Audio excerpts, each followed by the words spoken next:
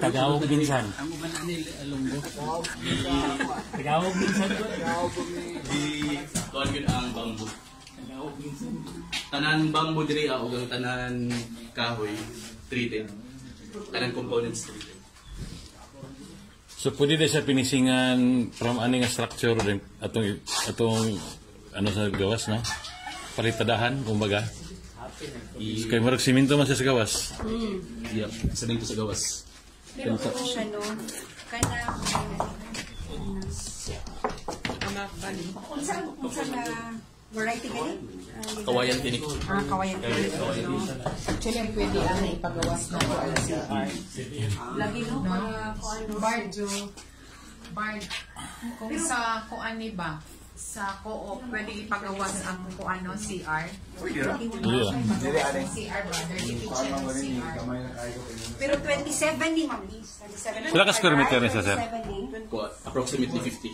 50. 50 diba?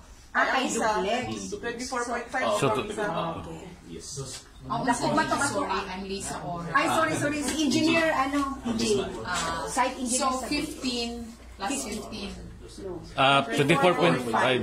Ah, 24.5. For Kasi 24. duplex man ko siya gawin.